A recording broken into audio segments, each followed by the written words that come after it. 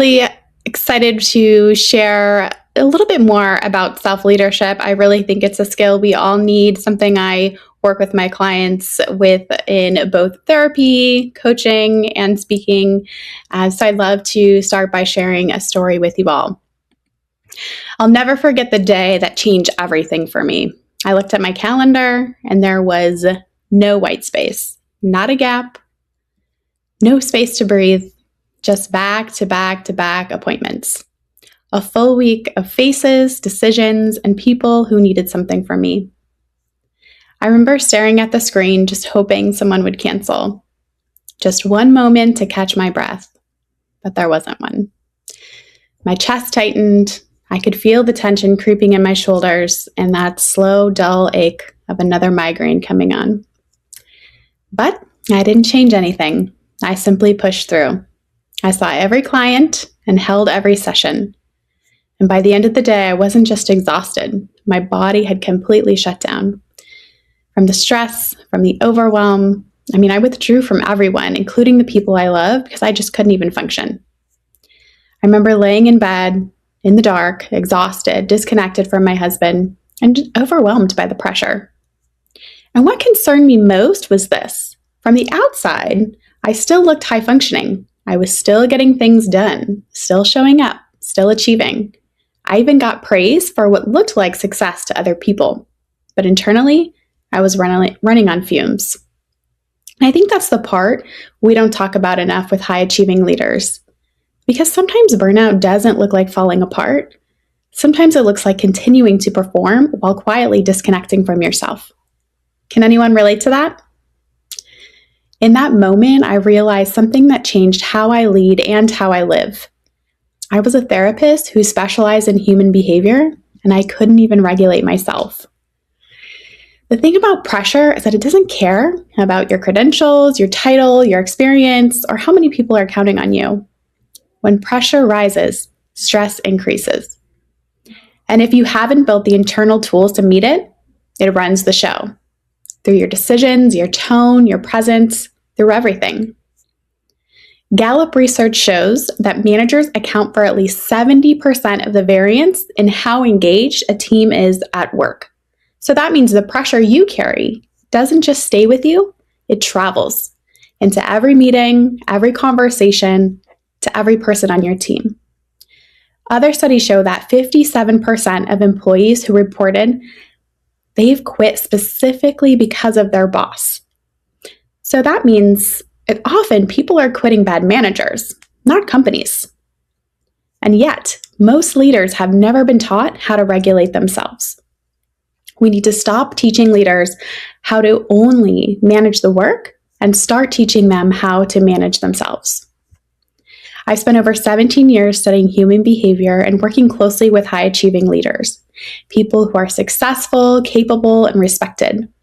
And yet, behind closed doors, as a licensed therapist, I've seen what happens when the expectations rise and the stakes get higher. Pressure changes people in different ways. Some leaders become controlling, some become avoidant, some over-explain, some shut down emotionally and call it professionalism. Some become reactive. Some people become people pleasers because they're terrified of disappointing anyone. Some abandon themselves due to overwhelm, stress, and the just trying to survive mentality, all while trying to prove that they are worthy. Most of the time, they don't even realize it's happening. What happens behind closed doors rarely stays there. Stress is a way of leaking into the room before we even say a word, into how quickly we respond, how patient we are, and how much safety or tension other people feel around us. Because leadership is deeply relational. Human beings are constantly reading one another emotionally, often subconsciously. And the nervous system of a leader can influence the emotional climate of that entire team. Neuroscience helps explain why this is. Humans are wired for something called emotional mirroring. So our mirror neurons reflect another person's emotions, body language, and energy in order to build rapport and social connection. That means we repeat what we see, and it's not on a conscious level. And our nervous systems are also constantly scanning the environment, asking one question: am I safe? So when a leader walks into a room overwhelmed, reactive, or operating in distress, people feel that. They mirror it. It spreads through decisions, through teams, through relationships at work and at home. Gallup reported that global employee engagement fell, costing the world economy $438 billion in lost productivity. And you know the cause? A drop in manager engagement. A meta-analysis of research showed that more than 10,000 employees found that the relationship people have with their direct leader is one of the strongest predictors of whether they stay or start looking for the exit. This isn't just about performance.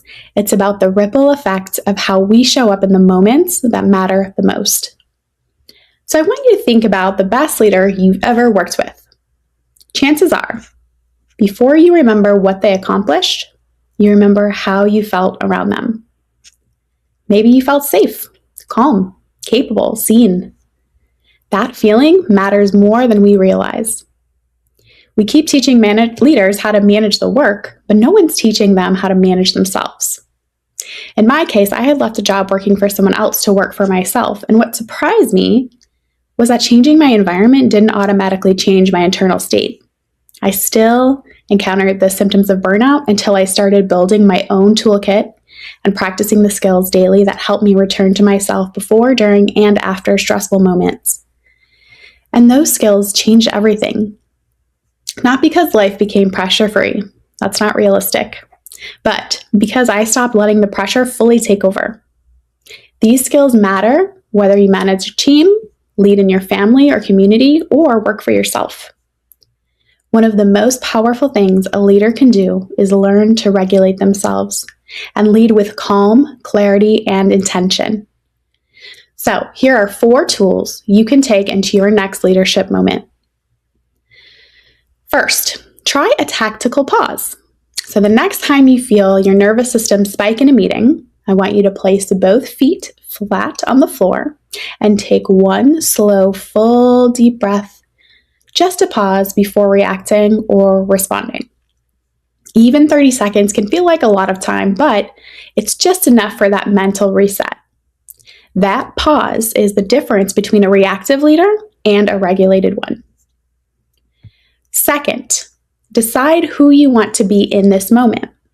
So before your next high-stakes conversation, so whether you're in the elevator, in the car, or in that 30 seconds before you walk into the room, take one breath and ask yourself, how do I want to show up right now? Is it calm, compassionate, inspiring? Name it. Then lead with that, because setting the intention before you enter that room changes everything about how you show up inside of it. Third, notice what gets in the way. Start asking yourself, is this an emotion, a thought, a belief that isn't even true? Regulation begins with awareness. So when you can name what's happening inside of you, you stop being controlled by it. You get to choose your response instead. And lastly, build a practice that brings you back to yourself. My practice is going on a walk every morning where I focus on my intention for the day.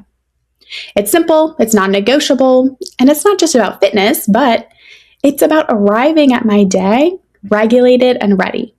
And I'll also add this. Have someone that you can talk to, whether it's a therapist, a coach, a mentor, really just someone who can help you process the pressure before it starts running your decisions. Because the world doesn't need more leaders who can simply manage the work. It needs leaders who have learned to manage themselves. I want to take you back to a morning I still think about. I was an undergrad sitting in my mentor's office. Morning light was coming in across the bookshelves, the stacks of papers on her desk. She was the head of the psychology department, running research studies, teaching, supervising, raising a family. I mean, she was, by any measure, one of the busiest people I knew. And I sat across from her, finally admitting what I didn't want to say out loud, that I was overwhelmed. I was working on my thesis research project, studying the effects of domestic partner violence on children in utero. And honestly, I had no idea what I was doing. I felt lost, behind, embarrassed, and I expected her to respond the way stressed people often do: rush, distracted, impatient. But she simply looked at me, completely steady, completely calm, and just casually said, "Hey, let's just do it now together." There was no panic, no frustration, no making me feel small for not already knowing the answer. Just steadiness. And something shifted in my body almost immediately. My shoulders dropped, my breathing slowed, and I could think clearly again. And I didn't just feel supported, I felt safe. I felt capable, I felt regulated. Because she was. Her calm became mine, and I understood something in that moment that I've carried with me ever since, and it's the way that we show up impacts the nervous systems of the people around us. That day shaped the kind of leader I wanted to become. Not a perfect leader, not someone who never feels pressure, but someone who learns how to return to themselves quickly enough that other people can feel safe, clear, and steady in their presence. And, when I look back at certain seasons of my life, I can honestly admit there were moments when stress inhibited me from being my best, most patient, present self. Moments when I looked calm externally, while internally I was already past my capacity. Moments when I answered quickly instead of thoughtfully, when I emotionally withdrew, or when I carried pressure into rooms that deserve more presence. That's hard to admit when your work is helping other people feel safe, but that awareness changed me because self-leadership is not about perfection. It's about awareness. It's about repair. It's about learning how to come back to yourself over and over again. My mentor never knew until recently how much her example shaped me, so I reached out to tell her, and now I'm here, passing that ripple to you. Because the most powerful leadership move you can make has nothing to do with your title or your strategy. It happens inside of you. So the next time the pressure rises and the room is watching, pause, take a breath, and ask yourself, what kind of leader do I want to show up as today?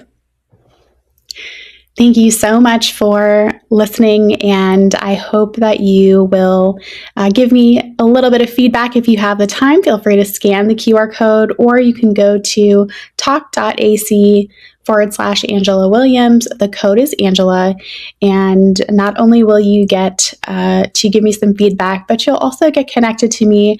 I have a lot of wonderful resources that are free to you, including a guided meditation that I love to share with folks, especially as they're learning to regulate themselves. So feel free to contact me there, and you'll also be connected to me via social media.